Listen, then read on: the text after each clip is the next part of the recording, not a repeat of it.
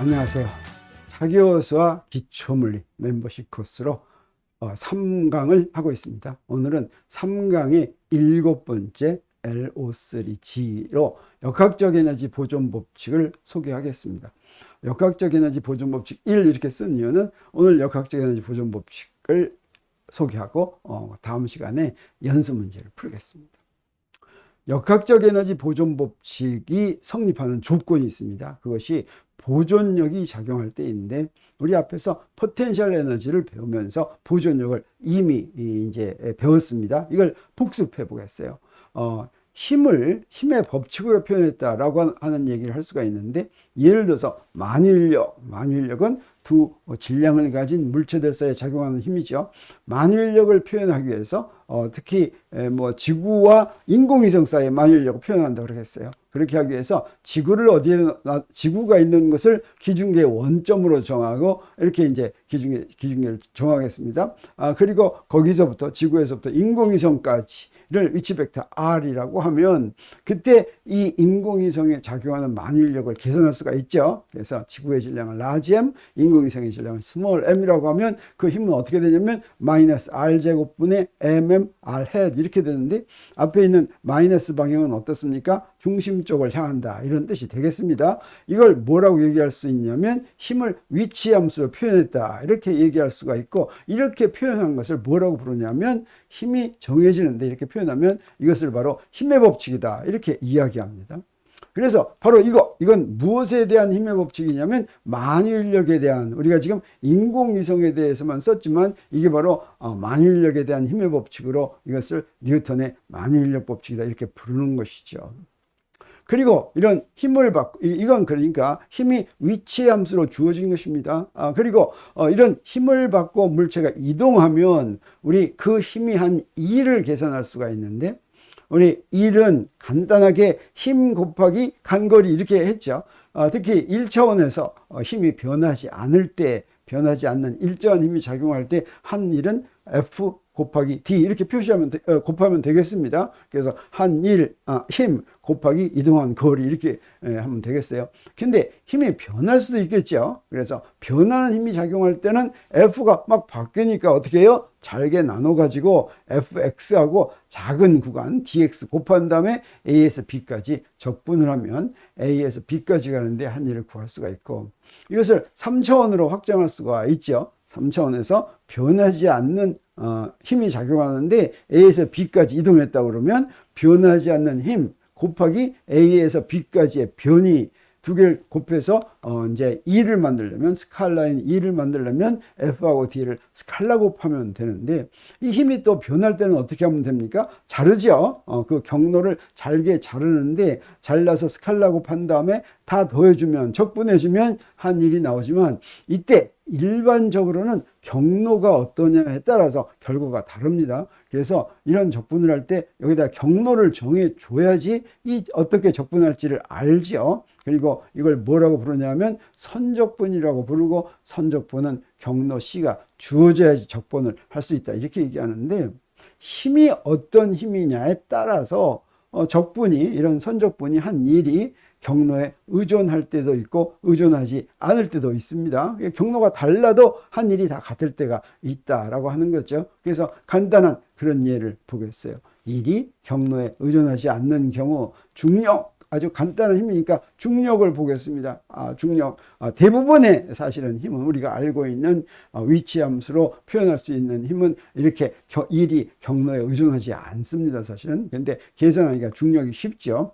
자, 그래서 A, B, C 이런 삼각형을 그리겠어요. 그래서 이거 경로를 두 가지로 생각해 보겠습니다. 그리고 이 삼각형이 각 변의 길이가 A, B, C라고 하고, 여기 물체가 딱 있으면 중력의 특징은 어떻습니까? 물체가 이동하더라도 똑같은 힘을 받죠. 그리고 이렇게 수평 가로 방향을 X축, 그 다음에 세로 방향, 위쪽 방향을 플러스 Y축이라고 한다면 이 힘을 우리 어떻게 표현할 수가 있겠습니까? 마이너스 mg y head 이렇게 표현할 수가 있죠.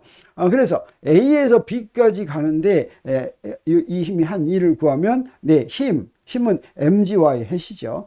그리고 변이는 AX hat 이렇게 되겠어요. 그래서 MGA하고 두 벡터 사이의 사이각이 90도니까 코사인 90도 이렇게 하면 이건 0이 되죠. 그리고 B에서 C까지 하면 어떻게 됩니까? 이때는 MGB 하는데 이 사이각이 어떻게 되냐면 180도죠. 하나는 아랫방향, 하나는 윗방향이니까 코사인 180도는 마이너스 1이니까 이 결과는 마이너스 MGB가 되는 걸 우리가 알 수가 있습니다. 그리고 A에서 C로 이렇게 가는 경우를 보겠어요. 그러면 저 꼭대기에 있는 우리 각을 세타라고 한다면 우리 A에서 C까지는 어떻게 표시할 수가 있냐면 MG하고 C 한다면 사이각. 사이각은 어떻게 되겠습니까? MG하고 C 사이각이니까 이건 뭐냐면 180도에서 세타를 뺀 것과 같은데 코사인 180도 빼기 세타는 마이너스 코사인 세타죠. 그리고 코사인 세타는 또 뭡니까? C분의 B죠. 그러니까 이건 어떻게 돼요? 마이너스 MGB가 되는 걸 알 수가 있습니다. 그래서 한일 A에서 B로 가는 한일은 0, B에서 C로 간 일은 마이너스 MGB, 그 다음에 A에서 C로 간 일은 또 마이너스 MGB인데 이것을 A에서 C로 가는데 경로를 두 가지로 보겠어요. 하나는 경로 1은 A에서 B를 거쳐서 C로 간 경우로 하고 경로 2는 C2라고 표시하고 A에서 C로 바로 간 경우로 해보겠습니다. 그러면 어떻게 되겠어요?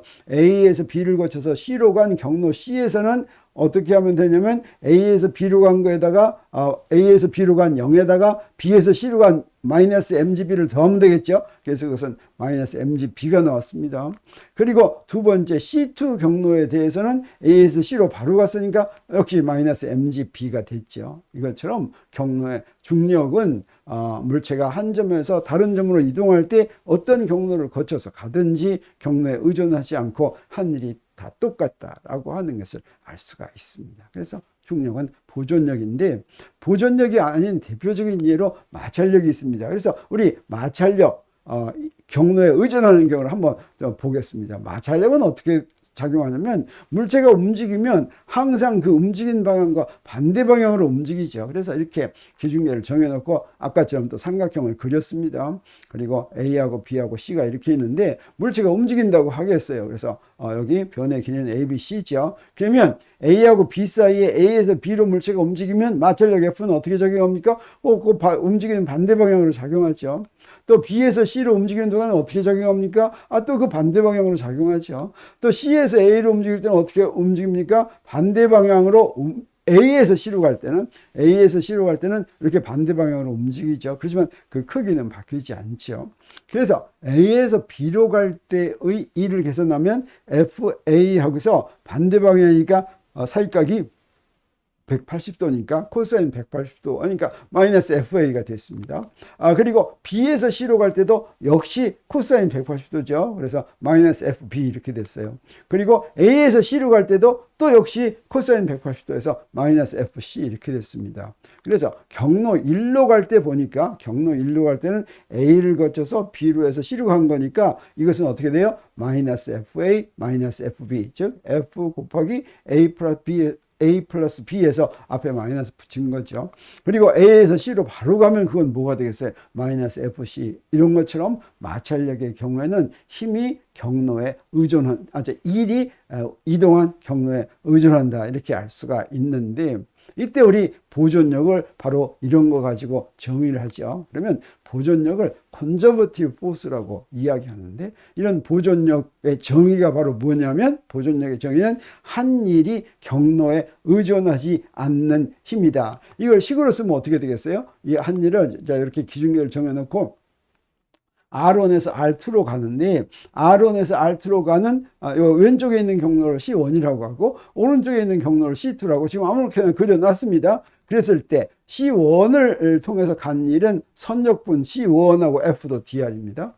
그리고 C2를 통해서 이동한 일은 선적분 경로가 C2 그리고 F도 DR 이렇게 되겠어요. 이럴 때 보존력의 조건은 이 두 개가 같으면 그러면 이 힘은 보존력이다 이렇게 얘기할 수가 있다는 것이죠. 그래서 보존력의 정의를 말로 하면 한 일이 경로에 의존하지 않는 힘이고 그것을 식으로 표현하면 이 두 개가 같은 거를 이야기하는데 이 똑같은 식이 무슨 의미도 되냐 하면 우리 C1이 R1에서 R2로 가는 거였죠. 그러면 거꾸로 가면 어떻게 되겠습니까? 똑같은 경로를 따라서 거꾸로 가면 이걸 어떻게 표시하냐면 마이너스 C1 이렇게 표시하겠어요.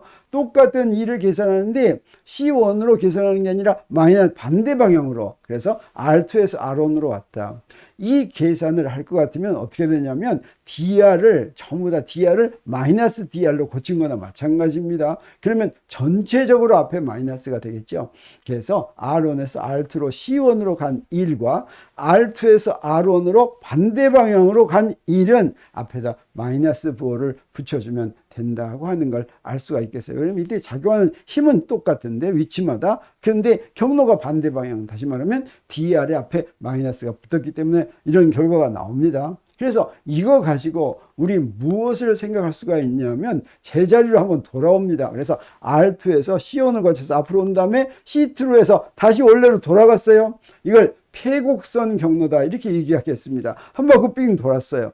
그래서 C1과 C2, C1으로 간 경로하고 C1 경로로 간 1과 선적분과 C2 경로로 간 선적분이 같을 것 같으면 이걸 어떻게 쓸 수가 있냐면 이렇게 한 바퀴 뺑 돈 거, 한 바퀴 뺑 돈 걸 요 앞에다가 적분 기호에다가 동그라미 표시한 거, 이게 바로 무엇입니까? 폐곡선 경로에다가 한 바퀴 뺑 돈 거다 이렇게 얘기할 수가 있겠죠. 그러면 한 바퀴 뺑 돌 때 저 왼쪽에 있는 건 어떻습니까? C1 경로에 대해서 반대 방향으로 갔으니까 마이너스 C1으로 갔다. 그 다음에 C2는 그대로 갔죠. 이렇게 쓸 수가 있는데 요건 우리 어떻게 쓸 수가 있다고 그랬어요? 마이너스 C1 F도 DR 이렇게 쓸 수 있다고 그랬죠.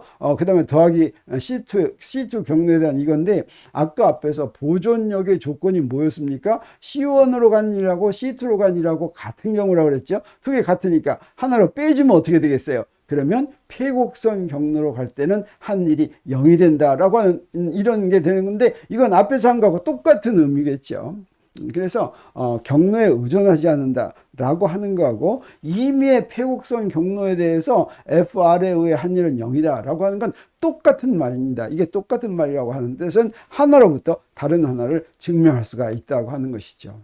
그리고 그 다음에 또 하나 이렇게 임의의 폐곡선 경로에 대해서 선적분이 0이면 아무튼 폐곡선 경로에서 선적분 하면 어떻습니까? 우리 바로 앞에서 공부한 스톡스 정리 생각이 납니다. 그래서 이런 경우는 항상 이런 게 나오면 바로 스톡스 정리를 쓰는 거예요. 그래서 폐곡선 경로에 대한 선적분이 나오면 바로 스톡스 정리해서 이건 항상 성립하죠. 이 성립하니까 요게 0이면 어떻게 되겠습니까? 이것도 0이 되겠죠. 이것도 0이 되는데 이게 어떻습니까? 어떤 경우에 0이라는 거예요? 특별한 면적분에 대해서 0인 것이 아니라 어떤 면에 대해서나 어떤 폐곡선을 그리거나 항상 0이라면 무슨 일이 벌어져야 되냐면 요 피적분 함수가 반드시 0이어야지 된다고 하는 것이죠. 이게 바로 뭡니까? 힘에 대한 컬이 0이다라고 하는 거죠. 자, 그래서 요것도 바로 힘이 보존력의 조건이다. 앞에서 한 거하고 똑같은 걸로 증명할 수가 있는 거죠. 그래서 스톡스 정리에서 이게 컬이 어떤 힘의 컬이 0이면 그러면 그 힘이 한 일은 경로에 의존하지 않는다. 또는 그 힘이 한 일은 폐곡선 경로에 대해서는 0이다. 또는 이제 그 힘에 대한 컬이 0이다. 이렇게 세 가지로 보존력이 0일 보존이 어떤 힘이 보존력일 조건을 세 가지로 쓸 수 있다고 하는 것이죠. 그래서 한 일이 경로에 의존하지 않는다라고 하는 건 이렇게 표현한 거라면 한 일이 제자리로 돌아오면 한 일이 0이다라고 하는 건 폐곡선 경로에 대해서 일을 했을 때 0이다라고 하는 것이고 그 다음에 컬이 0이다. 그 힘의 컬이 0이다라고 하면 역시 보존력이다라고 하는 것입니다. 그러면 힘이 보존력이면 다시 말하면 위치함수로 표현한 힘이 보존력일 때는 그 힘을 우리 뭐라고 그랬습니까? 포텐셜 에너지로 대표할 수 있다고 그랬죠. 그래서 힘을 FR로 표시했다고 하는 것은 위치 벡터 R에 놓여 있으면 딱 이 힘을 받는다라는 뜻입니다. 그러면 보존력인 경우에는 그 R에서 포텐셜 에너지가 얼마다 이렇게 정의할 수가 있다. 포텐셜 에너지가 얼마다라고 정의할 수가 있는데 어떻게 정의하면 됩니까? 이때 선적분으로 정의하는데 선적분으로 정의하더라도 경로에 의존하지 않으니까 경로 써줄 필요가 없죠. 양쪽 끝만 써주면 되죠. 그랬을 때 이 R에서의 포텐셜 에너지는 그 R에서부터 어디까지 적분해 주면 되냐면 기준점까지 적분을 해주면 됩니다. 그래서 여기다가 FR을 작용하면서 지금 포텐셜 에너지를 구하려는 R에서 기준점 RS까지 물체가 이동할 때 물체한 1, 이것이 바로 포텐셜 에너지로 정의가 되는데, 요거 기준점 하는 게 적분한 게 위에 있으니까 요걸 밑으로 바꿔 쓸 수도 있죠. 그렇게 바꾸면 어때요? 마이너스가 되죠. 그러면 이걸 말로 설명하면 어떻게 되냐면, 기준점에서부터 지금 보존력인 힘 F에 거스르면서 한 일이, 거스르며 하면 마이너스 F가 되죠. 그 거스르면서 R까지 이동하는 동안 물체해준 일이 포텐셜 에너지로 저장된다. 이렇게 또 이해할 수가 있다고 하는 거죠. 자, 이렇게 해서 우리가 포텐셜 에너지를 잘 정의했습니다. 포텐셜 에너지는 어떤 경우에 적용이 된다고 그랬습니까? 보존력을 받는 경우에 적용이 된다고 그랬죠. 근데 이 보존력과는 상관없이 우리 앞에서 항상 뉴턴의 운동 법칙은 무엇으로 표현할 수 있다고 그랬냐면 1 에너지 정리로 표현할 수가 있다고 그랬죠. 보존력은 아무 상관이 없습니다. 그래서 1 에너지 정리를 간단히 복습하겠습니다. 자, 1 에너지 정리는 1차원에서 표시하고, 이건 1차원에서 표시했는데 3차원에서도 항상 성립하죠. 그래서 여기 F에다 벡터 표시하고 V에다 벡터 표시도 성립합니다. 그래서 뉴턴의 운동 법칙은 F는 m dt분의 dv라면 어땠습니까? 우리가 1에너지 정리할 때 이걸 한번 적분을 했죠. 이렇게 적분하면 뭐가 나왔어요? 자, 좌변은 이 힘에 의해서 한 일이 되고, 우변은 바로 무엇이었습니까? 운동에너지 변화량이었죠. 그리고 이것을 갖다가 1에너지 정리라고 그랬습니다. 이때 이 식에 의해서, 바로 이런 과정에 의해서 1과 운동에너지라는 새로운 물리량을 정의했다, 이렇게 얘기해도 된다 그랬죠. 그러면 물체에 작용하는 합력이 물체한 일은 물체의 운동에너지 변화량과 같다라고 하는 의미다, 1에너지 정리가. 그리고 이 1에너지 정리는 운동법칙과 똑같은 내용이고, 그 다음에 1에너지 정리는 물체에 변하는 힘이 작용하는 경우에 편리하게 이용된다 그랬죠. 만약에 힘이 변하지 않으면 그때는 1에너지 정리가 아니라 그냥 가속도만 구하더라도 등가속도 운동이니까 금방 풀 수가 있는데, 변하는 힘, 물론 변하지 않는 힘에도 1에너지 정리 적용해도 되죠. 자, 변한 힘이 작용하는 경우에도 편리하게 이용이 되고, 그때 1에너지 정리는 특히 A가 B한테 일을 하면 그 일은 에너지로 보존되는데, 어떤 형태의 에너지로 보존되는지 일반적으로는 말할 수가 없지만 합력이 한 일은 반드시 운동 에너지로 보존된다라고 하는 걸 얘기해 주는 것이 바로 1에너지 정리라고 하는 것이죠. 자, 그래서 이 1에너지 정리를 우리가 역학적 에너지 보존 법칙으로 볼 수가 있습니다. 자, 그걸 한번 해보겠어요. 자, 1에너지 정리가 이렇게 되는 거 우리가 썼습니다. 이거 1에너지 정리죠. 근데 좌변은 보니까 맨 좌변, 이거는 힘에 대한 선적분이죠. 이게 힘에 대한 선적분은 지금 1차원으로 했으니까 이렇게 적분이 되죠. 3차원으로 표시하면 선적분이 됩니다. 선적분은 항상 무엇으로 표현할 수가 있냐면 포텐셜 에너지로 표현할 수가 있습니다. 보존력이라면. 그래서 물체에 작용하는 힘이 보존력이면 바로 저 적분을 무엇으로 표시할 수가 있어요? 마이너스 x, s부터 x까지 요 힘에 대한 선적분을 한 것을 표현할 수가 있죠. 이 말은 무슨 얘기냐면, 자, 저 맨 왼쪽은 x1에서 x2까지 적분을 했습니다. 근데 포텐셜 에너지로 표현하려면 기준점에서 x까지 적분해야 되죠. 근데 우리 적분은 어떻게 고칠 수가 있습니까? 저 x1에서 x2까지 적분은 어때요? x1에서 xs까지, 그리고 x에서 x2까지 이렇게 적분으로 나눠 쓸 수가 있죠. 그러면 이 첫 번째는 바로 뭡니까? 이거 우리 R에서 RS까지 하면 R에서의 포텐셜 에너지였죠. 그러니까 이거는 VX1 이렇게 되겠습니다. 그리고 XS에서 X2까지 하면 여기다 마이너스 사인을 붙여줘야지 X2에서의 포텐셜 에너지가 되죠. 그래서 요거는 마이너스 VX2 이렇게 쓸 수가 있겠어요. 다시 말하면 이 결과는 뭐가 되냐면 VX1 빼기 VX2가 되는데, 그건 무엇과 같다고 볼 수가 있습니까? 운동에너지 변화량과 같다라고 볼 수가 있고, 이걸 여기다가 다시 이렇게 써놓겠습니다. 그리고 여기서 아주 중요한 일이 벌어지는데, 무엇을 하냐면 단순히 이항만 합니다. 그래서 x1 있는 거는 x1끼리 모으고, x2가 있는 건 x2끼리 모으도록 이항하면 어떻게 되냐? 그러면 놀라운 일이 벌어지는 거죠. 이렇게 vx1 더하기 k1은 vx2 더하기 k2다라고 하는 것인데, v는 뭡니까? 포텐셜 에너지죠. k는 뭡니까? 운동 에너지죠. 그래서 1이라는 위치에서 운동 에너지와 포텐셜 에너지를 더한 것과 E라는 위치에서 운동 에너지와 포텐셜 에너지를 더한 것이 같다라고 하는 것입니다. 근데 이 E라는 위치와 E라는 위치는 특별한 위치가 아니죠. 아무 데죠. 그래서 이건 뭐라고도 쓸 수가 있냐면 따로 증명하지 않아도 3이라는 위치에서 포텐셜 에너지와 운동 에너지를 더한 것이 이것과 또 같다. 4라는 위치에서도 같다. 항상 같다. 그래서 X1에서의 포텐셜 에너지와 운동 에너지 합이 같고 X2에서의 포텐셜 에너지와 운동 에너지 합이 같다면 여기서도 우리 새로운 물리량을 투입하는 게 좋겠다라고 하는 생각이 듭니다. 그래서 역학적 에너지라고 하는 걸 정의를 하면 어떻습니까? 이 역학적 에너지는 물체가 움직이더라도 그래서 물체가 움직이면 포텐셜 에너지는 어떻게 써요? 위치가 바뀌니까 포텐셜 에너지가 달라지겠죠? 그 다음에 위치가 바뀌면 속력이 바뀌니까 운동 에너지도 달라지겠죠? 근데 두 개는 합한 건 어떻다는 거예요? 두 개 합한 건 항상 변하지 않고 일정하게 유지된다라고 하는 것이고 이것이 바로 역학적 에너지 보존 법칙입니다. 그래서 역학적 에너지 보존 법칙을 무엇이라고 말로 하면 물체가 보존력을 받으며 운동하면 그래서 역학적 에너지 보존 법칙은 적용되는데 조건이 있습니다.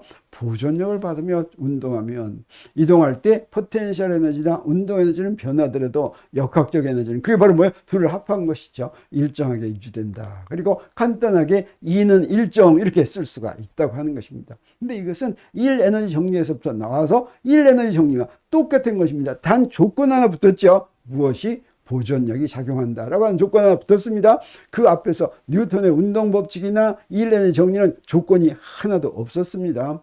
그래서 운동법칙을 세 가지로 표현한다고 얘기할 수가 있겠습니다. 첫 번째는 운동방정식입니다. 운동방정식은 똑같은 운동법칙을 무엇으로 표현했어요? 합력과 가속도로 표현했습니다. 근데 1에너지 정리, 이거 똑같은 식이죠. 이건 무엇로 표시했어요? 한 1과 운동에너지 변화량으로 표시했습니다. 그 다음에 마지막으로 역학적 에너지 보존법칙, 이건 무엇으로 표현했어요? 역학적 에너지로 표현했습니다. 그랬더니 이 세상의 기본 법칙이란 뭡니까? 어떤 자연현상이든지 왜 일어나는지 설명할 수 있는 것입니다. 그래서 이게 바로 그 기본 법칙이다. 기본 법칙이 이렇게 간단하게 표현된다라고 하는 것이 너무 충격적입니까? 감격적입니까? 아무튼 자, 그러면 이 식 가지고 이런 식들이 구하는 목표가 무엇이었습니까? 이 목표는 전부 다 무엇이었어요? 위치를 시간의 함수로 구하는 것이 목표죠. 이건 만약에 그래서 역학적 에너지 보존 법칙으로도 위치를 시간의 함수로 구할 수 있고 1 에너지 정리로도 위치를 시간의 함수로 구할 수 있고 그 다음에 운동 법칙으로도 물론 위치를 시간의 함수로 구할 수가 있는 것이죠. 그런데 자연의 기본 법칙을 이렇게 간단하게 표현될 수 있었던 이유는 무엇입니까? 역학적 에너지라고 하는 물리량을 우리가 찾아냈기 때문입니다. 그렇게 찾아내가지고 간단하게 표현할 수가 있었고 이렇게 간단하게 표현한 게 그냥 간단하게 표현하는 걸 끝내는 식이 아니라 모든 자연현상을 다 설명하는 식이다라고 하는 것입니다. 그래서 이렇게 세 가지로 표현되는데 여기에 대해서 우리가 잊지 말아야 될 건 뭐냐면 이런 것들은 운동법칙과 1에너지 정리는 항상 성립하고 그 다음에 그 보존력을 받고 움직이는 물체도 물론 1에너지 정리를 적용할 수가 있죠.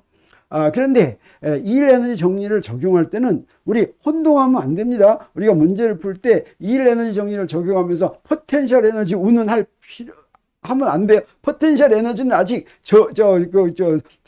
정의가 안 됐을 때 1에너지 정리를 이용하는 거예요. 그래서 우리가 혼동할 때가 있습니다. 1에너지 정리를 적용하면서 막 포텐셜 에너지를 생각하려고 그래요. 그러면 안 됩니다. 생각하지 않아야 된다고 하는 것이죠. 근데 역학적 에너지 보존 법칙을 적용할 때는 일은 전혀 생각할 필요가 없어요. 뭐만 생각하면 됩니까? 포텐셜 에너지하고 운동 에너지만 생각하면 됩니다. 그래서 합력이 한 일을 막 생각하려고 그러면 안 됩니다. 단 역학적 에너지 보존 법칙은 보존력을 적용할 때만 적용된다라고 하는 것을 주의할 필요가 있죠.